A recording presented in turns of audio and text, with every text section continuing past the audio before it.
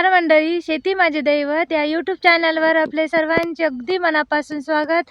आणि चला मंडळी, आज आपण काय जाणून घेणार आहोत आणि काय आपला विषय आहे तर ते तुम्हाला मी थोडक्यात सांगते. तर हे बघा मंडळी, जो गहू आपण पेरला होता फुले समाधान, तर हा गहू पेरून जवळजवळ 2 महिने पूर्ण झाले आहे. आता गहू जो आहे आपला तो पालवीत आहे, फुलोऱ्यात आहे. आणि गव्हाची काय काय काळजी या ठिकाणी घेतली आहे. एकदम जबरदस्त असा गहू सुद्धा हा बसला. तर हीच माहिती तुम्हाला मी शेवटपर्यंत सांगते. अगदी छोटासा व्हिडिओ आहे, परंतु व्हिडिओ शेवटपर्यंत पहा. नवीन असतील तर चॅनलला सबस्क्राईब करा. व्हिडिओ जर आवडला तर आमच्या जास्तीत जास्त शेतकऱ्यापर्यंत शेअर करा. तर हे बघा मंडळी, हा जो गहू पेरला आहे फुले समाधान, तर या गव्हाचं एकदम असं जबरदस्त गहू हा बसला. आणि या गव्हाला आता 4 पाणी देऊन हे पूर्ण झाले आहे. परंतु पाणी कशा पद्धतीनं दिलं आणि गव्हाची काळजी कशाप्रमाणे घेतली तर ते तुम्हाला थोडक्यात मी सांगते. तर चला मग आता आपण गहू पाहूया एकदा. तर चला मंडळी, आता आपण जाणून घेऊया की गहू पालवीत असताना आणि आता ज्या ओंब्या पडणार आहेत, तर या अवस्थेत आपल्याला गव्हाची काय काय काळजी घ्यायची आहे. आणि ती काळजी आपण आता घेतली तरच आपला नंतर गहू झडतीला लागेल, नाही तर गहू कमी या ठिकाणी झडतीला लागत असतो. तर प्रत्येक शेतकरी बांधवांकडून जी चुकी होते, तर ती चुकी टाळण्यासाठी आपण काय काय या ठिकाणी काळजी घ्यायची आहे आणि कशी कशी व्यवस्था गव्हाची घ्यायची आहे. तर कमी शेतात जास्तीत जास्त उत्पन्न हे गव्हाचं कसं घेतलं जाईल, तर यासाठी खूप महत्त्वपूर्ण हा व्हिडिओ आहे. व्हिडिओत एकदम व्यवस्थित अशी माहितीसुद्धा मी सांगितली आहे. तर बघा मंडळी, हा जो गहू आम्ही फुले समाधान पेरला होता, तर अगदी साऱ्या पद्धतीनेच गहू पेरला आहे. आता तुम्ही व्हिडिओच्या माध्यमातून नक्कीच बघू शकता की ज्या गहू साऱ्या पद्धतीने पेरल्यामुळे जे गव्हाला पाणी आहे, तर पाण्याची जी व्यवस्था आम्ही गव्हाची घेत आहे, तर स्प्रिंकलरने न देता आम्ही या ठिकाणी भुईदांडानेच पाणी या साऱ्यानं देत आहे. आता यानं होतं काय की व्यवस्थित प्रकारे या ठिकाणी पाणीसुद्धा दिलं जातं आणि शेवटपर्यंत आपला गहूसुद्धा व्यवस्थित भरत असतो. आणि शेतातला जो ओलावा आहे, तो ओलावा कायम राहण्यासाठी खूप चांगली ही पद्धत आहे. तर ते बघा, गव्हात जे फुटवे तुम्हाला दिसतात, तर फुटवे पण एवढ्या प्रमाणात आहे आणि जितके फुटवे असतील तितके आपला गहू हा झडतीला लागत असतो. आणि ओंब्यासुद्धा चांगल्या प्रकारे भरल्या पाहिजे, चांगली ओंबी आपली पोसावली पाहिजे. तर त्यासाठी हे बघा मंडळी, या गव्हाला आम्ही एका एकरात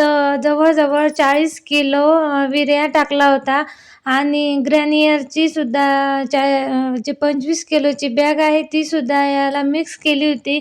तर अशा पद्धतीने या ठिकाणी या गव्हाला खत युरिया टाकला होता आणि युरिया टाकून त्यानंतर पाणी पण दिलं. तर त्यामुळे एकदम जबरदस्त असा हा गहू आपला दिसत आहे. आता गव्हाला पेरून जवळजवळ 50 ते 60 दिवस हे पूर्ण झाले, म्हणजे 2 महिने पूर्ण झाले लगातार. तर 3 पाणी देऊन हे पूर्ण झालं आहे.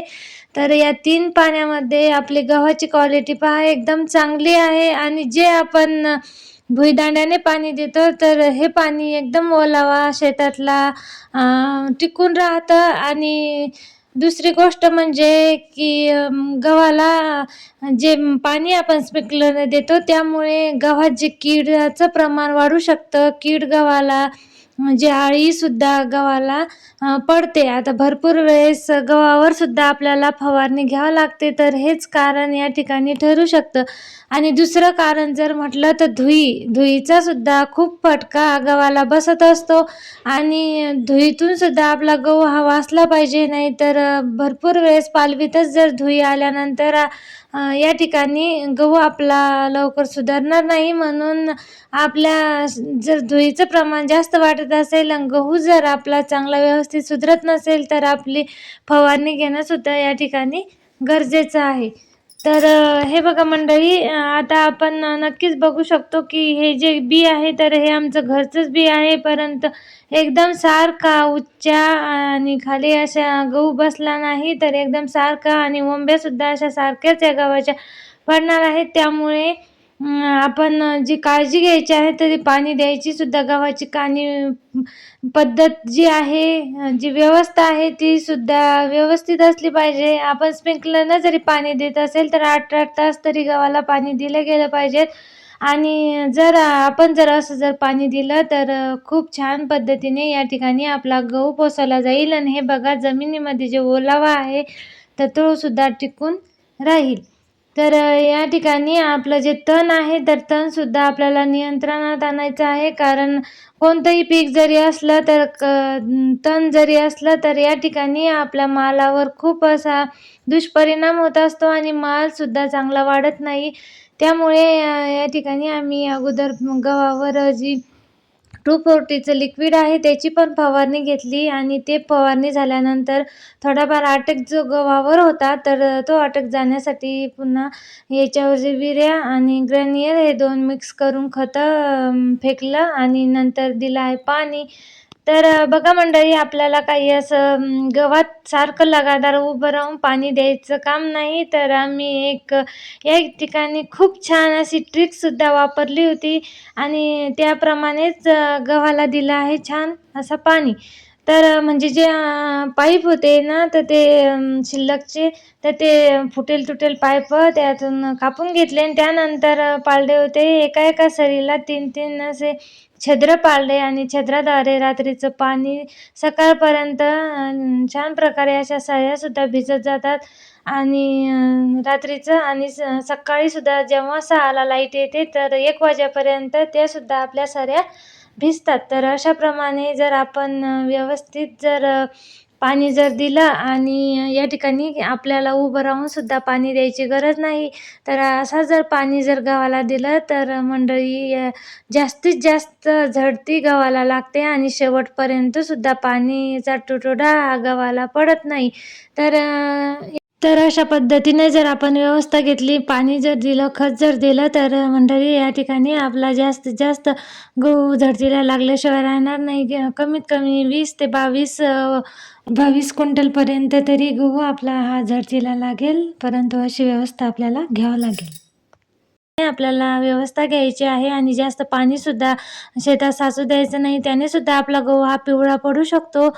तर ही काळजी आपण आता गहू पालवीत असताना आणि जेव्हा वंब्या आपल्या पडणार आहे, वंब्या आता या ठिकाणी तयार होणार आहे, तर अशी काळजी घेतली तर आपण जास्तीत जास्त उत्पन्न. तर मंडळी, आपण आपल्या गव्हाची काळजी घेतली, पाणी द्यायची काळजी घेतली आणि युरिया गव्हाला व्यवस्थित प्रकारे टायमावर फेकला तर नक्कीच आपला गहूसुद्धा असाच बसेल आणि कमीत कमी शेतामध्ये जास्तीत जास्त उत्पन्न आपण घेऊ शकतो. तर मंडळी, व्हिडिओ आवडला तर जास्तीत जास्त शेतकऱ्यापर्यंत शेअर करा आणि हा व्हिडिओ इथेच एंड करते. घेऊन येईल असा शेतातील तुमच्यासाठी ब्लॉग. तोपर्यंत बाय बाय.